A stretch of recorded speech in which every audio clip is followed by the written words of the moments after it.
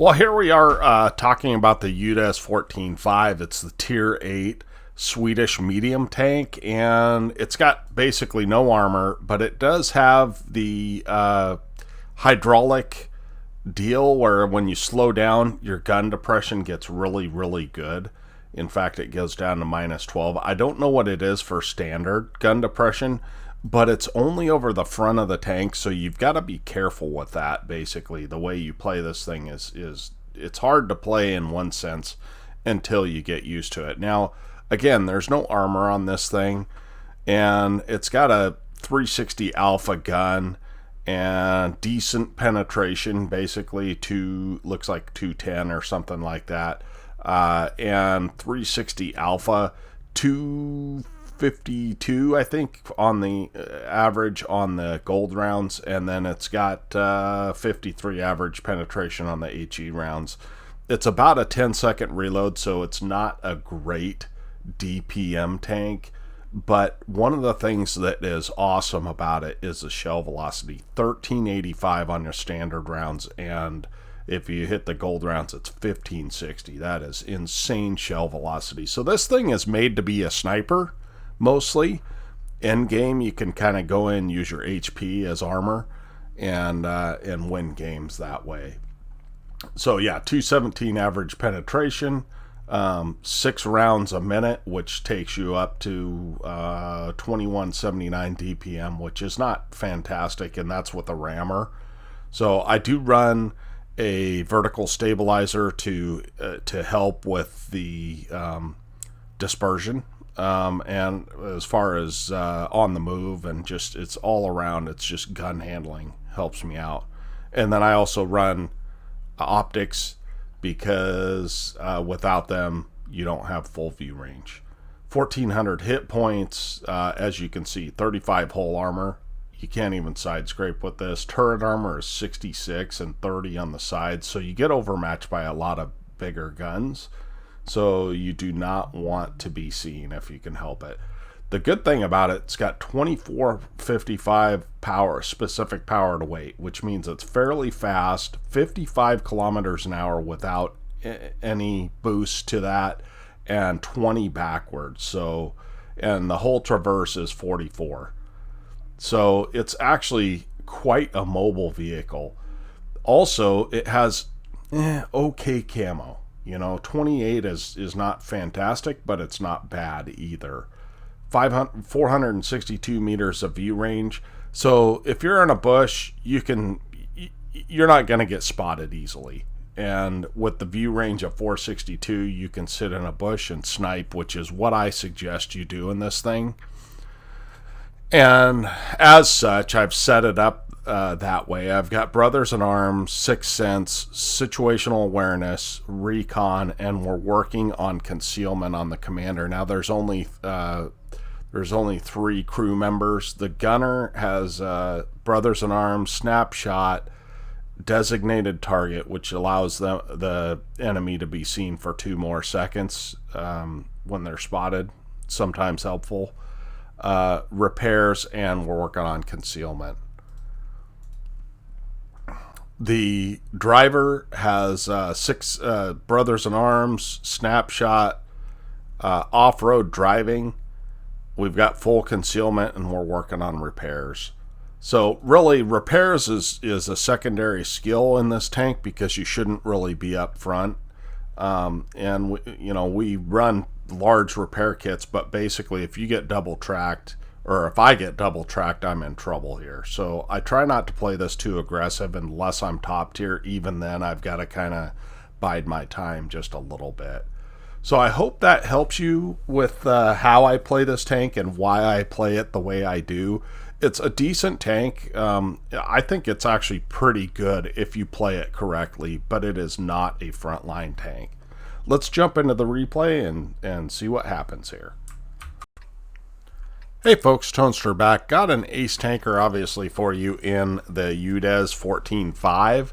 It's the Tier 8 Swedish tank, medium. And we've decided that we're going to go 8-9 line. And as I mentioned in the preview, this thing is really a sniper. but it's also fairly quick. And looking at the teams we have, there's a Barask, which I would guess would go middle, and there's a Char Fatur, but we have a Char Fatur with us as well. So I feel comfortable going middle, as we do pick up a spot on the Centurion 7-1. And also on the Kron. We are bottom tier here. And this map is basically a corridor, so it makes it really, really tough to win games when you're bottom tier in a corridor map. But we do pick up some assists, 1,300. So we're happy with that. And the Char Fatur is busy murdering the Centurion 7-1. So good on him. For whatever reason, our Kronvon went middle. I don't know what the deal is. And we do spot out this KV4 Krasleski. We are going to see him later. But we're just basically spotting for our team. Notice there is an SU-130 PM, but we have the middle right now with the T-32. So I feel comfortable in that we are in a decent position. We're going to go ahead and take a blind shot, and what do you know, that goes in. We take out the SU-130 PM. So my thought is this KV4 Krasleski has very little camo. So if I can catch him crossing, that's what I want to do. And so we're just going to sit here for a little bit, because we can't really push a Kronvon and a T-95. We have no armor, right? So it is smarter for us to sit here, and we're just watching what's going on that end of the map where our E5 and our IS-32 are, because I want to make sure that we do not get overrun. But it is 3-0. Looks like the other side is going to fall for us, but this side is looking pretty good. So we pull out just to see if we get spotted. We do not. So there is a Leopard in the middle somewhere, and I'd like to spot him out for my team, if at all possible. Our Char Fatur is going ham, which I don't see as a great idea, but whatever. Nevertheless, that's what he's doing. And there's the KV4. Now, he's not going to spot us behind bushes. He's probably got bad view range, and he's got horrible camo. So we do take a chunk out of the Leopard 1, top tier tank. And I was afraid I was going to get spotted there. So now that we know we're not going to get spotted, we're going for a tracking shot. He gets relit. And we're going to just continue to pummel this guy. Now, this gun is actually not terrible in regards to its alpha. So for a medium tank at tier 8, it's actually pretty good. And we're able to take him out. So our T-32 is kind of in trouble. It has equalized a little bit. It's 7-4 now. And we're just trying to find a shot that will pen. And we're not having good luck locating a shot that will pen. The KV4 Krasleski has pretty good armor. So our team is pushing through. But again, I don't want to get too involved, right? Not in a position where I can get shot from multiple directions, because this thing has 0 armor. So, unlike the tier 9 and the tier 10, it really has no armor.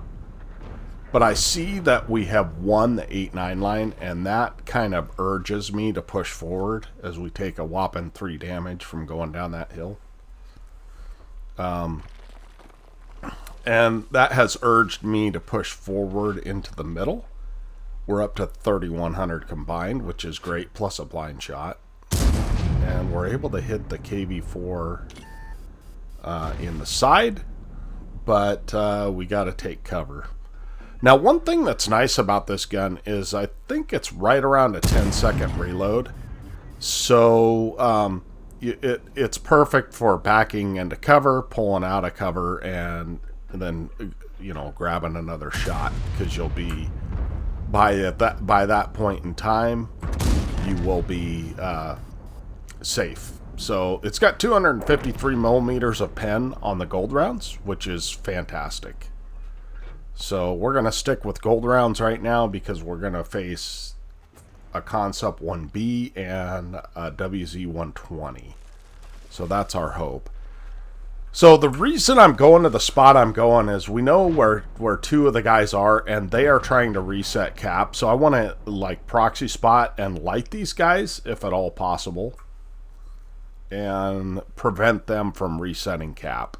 So that's exactly what we're doing.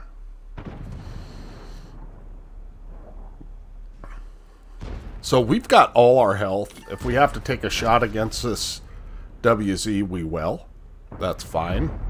But it turns out he fires and resets cap, which I'm kind of okay with because I'd like to get a little more damage.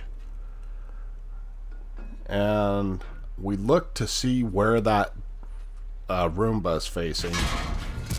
But the Concept 1B hits us. Now, I don't know if the modules on this are fragile or not. I really don't know. But being we don't have intuition, loading an HE shell really isn't going to benefit us here. So what I'm doing is waiting for my E5 to take the hit. He does, and he's able to fire. As am I. I take a shot, and that is pretty much the end of the game. So you don't have to do a whole lot in a tier 10 game to get an ace. Let's go and look at the after action on this. Okay, as you guys can see, we got an ace tanker out of this game. No other epic medals for our 2,949 damage. With our blind damage, 4 kills, 1,290 base XP. Our T110E5 did quite well as well. 13 shots, 12 hits, 10 pens. We did aim all our shots, and we got 2,100 assist, which takes us up to 5K combined. And we earned 427 credits, but in a tier 10 game, I'll take it, right? And also we did, this was on a 2 times, so we ended up with 2,500 XP. So I appreciate you guys watching. I hope to catch you guys on the next one. Tonester out.